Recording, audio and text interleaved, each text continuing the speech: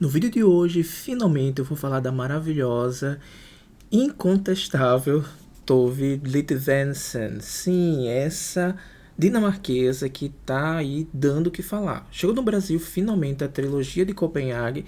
Eu já tinha lido o primeiro volume dessa trilogia e eu achei encantador. No vídeo de hoje vamos conversar sobre a trilogia de Copenhague dessa maravilhosa. Vem comigo! Não sei se foi o ano passado ou foi há um ano e meio atrás. Eu li a trilogia de Copenhague em inglês. Eu já estava louco para ler esse livro porque eu acompanho muitos produtores de conteúdo lá de fora e vejo muita gente falando muito bem desse livro, porque disse que é interessante. Além disso, tem muitas matérias interessantíssimas sobre críticos, né, elogiando a obra de Tove. Tove basicamente foi redescoberta pelo resto do mundo, né, porque ela é muito famosa na Dinamarca. É uma daquelas autoras clássicas, né, da Dinamarca. Ela nasceu em 1917, logo no final da Primeira Guerra Mundial, e é bem interessante que logo no primeiro livro, né, na infância, aqui nos primeiros capítulos, nas primeiras páginas, ela já começa a comentar o início, né, da infância. E ali, em 1917, notícias sobre o final da guerra, o surgimento da gripe espanhola, né, que já estava tomando conta de tudo já há algum tempo atrás, mas ali tomou uma proporção enorme. Então tinha algumas coisas bem interessantes nesse momento em que ela começa a contar aqui. O que mais me chama a atenção, além de toda a obra dela, são esses acontecimentos históricos, né, que permeia toda a obra da Tolkien aqui, sobretudo nessa primeira parte, na infância. Enfim, o livro é dividido em três livros, né? Aliás, essa trilogia é dividida em três livros. Se eu não estiver enganado, isso foi lançado separadamente. Inclusive, lá fora, os livros são separados. Depois que veio compilado neste volume. Foi lançado no Brasil, tá? Aqui até a edição brasileira que eu li ao resto, né? Os outros dois livros em português. E aí lá fora tem lançado, né, nos volumes separados, Infância, Juventude e Dependência.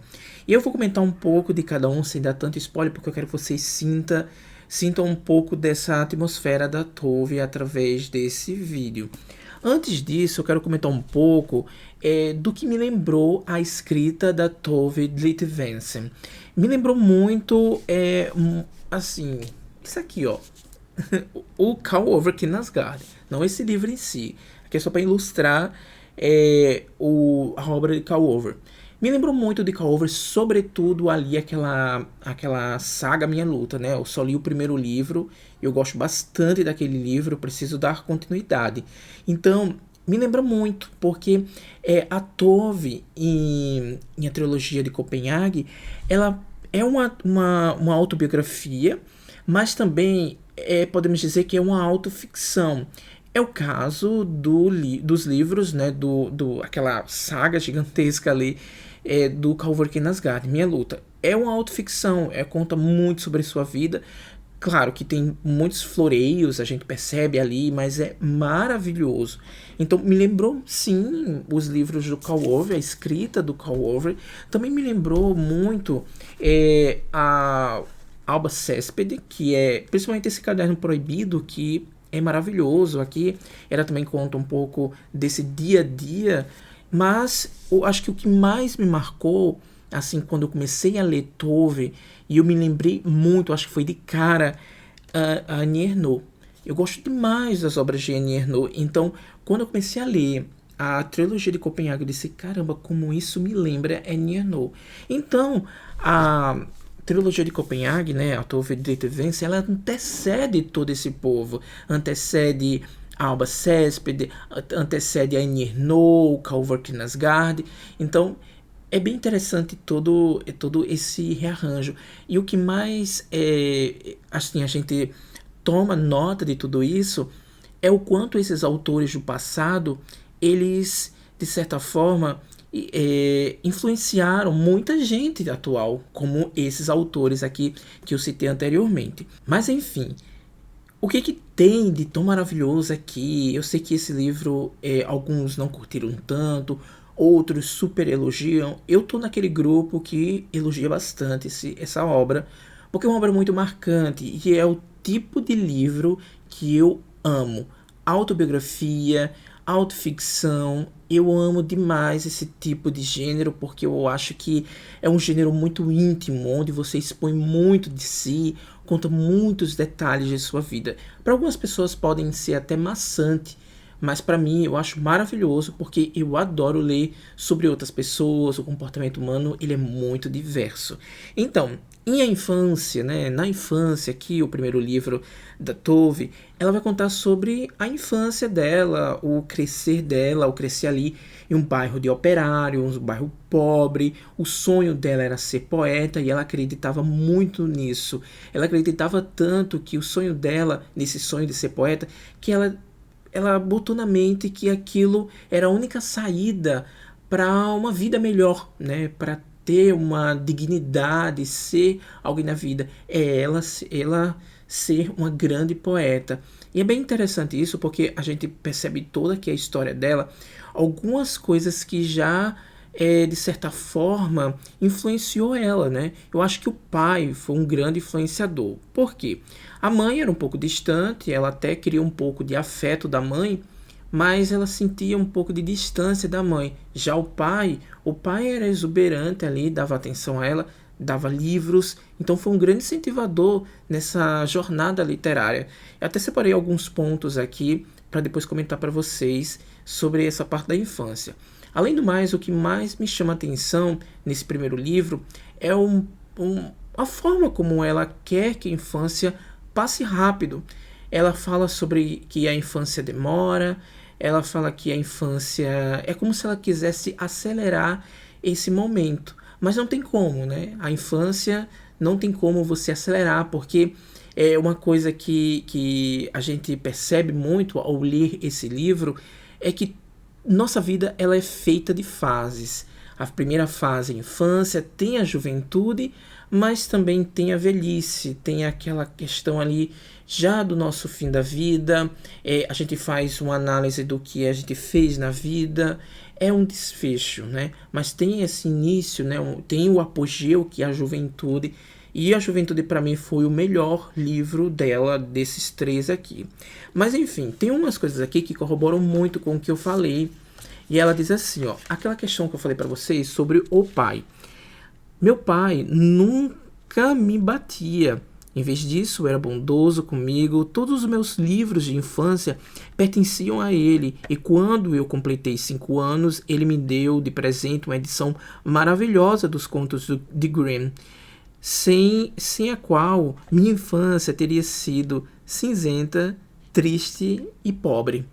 E ainda ela diz, eu disse, feliz, também quero ser poeta, o que eu disse anteriormente. Ela franziu a testa na hora e disse, em tom severo, não seja tola, meninas não podem ser poetas. Isso era o que a mãe falava para ela, né? Não seja tola, meninas não podem ser poetas. Ofendida e magoada, fechei-me em mim outra vez, quando mamãe e Edwin riam das minhas ideias malucas. Edwin é o irmão dela, então ela sentia também um pouco de, a gente percebe aqui, de ciúmes, porque parece que a mãe tinha mais olhos ali pelo irmão. É duro, né? É duro aqui tudo. Tem umas palavras aqui que você fica meio em choque com como ela coloca aqui.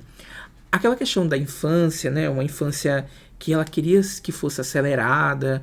E aí ela diz assim, só a morte pode nos libertar. E é por isso que pensamos tanto na morte, imaginando-a como um anjo amoroso, vestido de branco, que uma noite virá beijar nossas pálpebras para que ela nunca mais possa se abrir. Tão poético, gente. É tão maravilhoso isso aqui. Sempre acho que só quando eu for adulta minha mãe vai gostar de mim do jeito que ela gosta de Edwin. Olha isso, né? O ciúme que ela tem ali para com o irmão. Tem um outro ponto aqui. Eu marquei várias coisas, gente, porque me chamou muita atenção esses pontos aqui que eu queria colocar no vídeo. Ó, diz assim: entrei para os anos finais do ensino médio e com isso o mundo começou a ficar maior. Muito interessante isso, porque para mim isso aqui remete muito ao conhecimento. E o que eu percebi aqui é que a Tove, ela é muito sedenta pelo conhecimento e pela liberdade, né? Que é uma coisa ali muito frágil, né? Sobretudo para as mulheres ainda naquele momento. Tive a impressão para continuar os estudos, ou tive a permissão para continuar os estudos, porque meus pais chegaram à conclusão de que eu não teria muito mais que 14 anos ao concluir a escola. E como Edwin estava recebendo treinamento profissional, não seria justo eu ficar de fora. Porque chega um momento aqui em que ela fala que chegou já já basta de estudos, né, para mulher. Então não precisa continuar. Então ela teve a permissão dos pais para que ela continuasse os estudos. Isso é uma coisa muito libertadora. Ela fala isso aqui de forma muito veemente. Eu achei muito surreal, né, acompanhar toda essa história da Tove. E aí, por fim, já no finalzinho da infância, ela diz assim: o tempo passou, a infância ficou fina e plana, feito papel. Ou seja, a infância indo embora. Gente, isso aqui é maravilhoso, sério. Eu não entendo, eu não consigo aceitar pessoas que não gostam desse livro. Mas enfim, eu entendo, gente, porque gosto a gente não discute, tá? Mas continuando esse momento espontâneo, né, da vida dela, e ela terminando essa fase da infância, vem a juventude. E a juventude para mim foi o ápice, é o apogeu desse livro, porque a juventude, onde ela descobre coisas, onde ela conhece os amores, onde ela se liberta e vai em busca do seu sonho de ser escritora, de ser uma grande poeta, de ir em busca de lugares, né, de possibilidades para lançar seus livros, seus poemas. É uma libertação tão grande e o leitor sente isso. Eu senti ao ler esse livro, acho que a Tove sentiu isso, o momento da libertação, quando você chega à maioridade, quando você chega ao momento da sua vida onde você pode andar com suas próprias pernas, onde você tem suas próprias decisões, onde não tem ninguém para estar ali guiando, intercedendo por você. Então é você, e é você que tem que ir em busca dos seus sonhos. Com isso vem a dependência. A dependência, para mim, foi o livro mais sombrio, o momento mais sombrio dessa trilogia. Porque o momento mais sombrio, porque as confusões, né?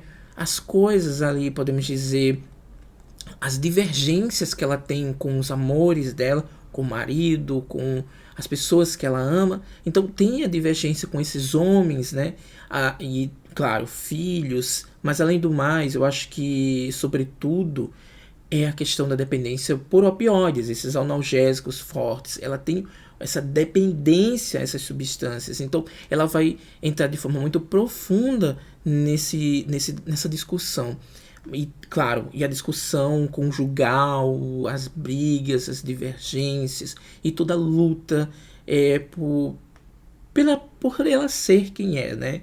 E eu vejo muito nessa conclusão que a Tove, ela tem um pulso muito forte, ela é muito decidida, o gênio dela é muito forte, então ela tem suas próprias escolhas, e de fato são escolhas exuberantes, escolhas e momentos ali na vida de qualquer mulher daquela época que eu acho que se sentiam prisionadas, né, pelo regime, pela cultura, pela criação, pela sociedade em si, patriarcal, se sentiam pressionadas em ser aquela dona de lar, recatada. Mas não, a Tove, eu vejo a Tove como uma mulher muito à frente do seu tempo. Enfim, gente, é um livro maravilhoso, do início ao fim. Impossível parar de ler, foi uma das minhas primeiras leituras desse ano. Impossível parar de ler, porque esse livro, ele mexe com o leitor de um jeito tão profundo. E assim, você consegue observar tanta coisa interessante, coisas, e claro, né, autores hoje, como se fossem, pegasse um pouquinho da Tove, sabe? Talvez utilizasse essas histórias da Tove como elemento para se inspirar. E eu cito isso de forma muito profunda, é o caso, por exemplo, da Perry Smith, ali em Só Garotos, a própria Helena Ferrante, mas acho que, sobretudo, a Enir No. Para mim, Enir No é o suco da Tove, sabe? Eu lembro muito da Tove. Se você gosta da Enir No, gosta da Alba, Cal Wolverine, Helena Ferrante, então vai gostar demais da trilogia de Copenhague. Gente, se vocês já leram, comenta aqui embaixo porque isso é divino. Eu espero que venham outras obras de Tolkien para o Brasil, porque depois da proporção desse livro que tomou aí o mundo e chegou aqui nessas terras tão longínquas, merece vir mais coisas. É isso, espero que vocês tenham gostado. Se gostou, dá aquele like. Se não tem inscrito no canal, se inscreve. E até mais. Tchau.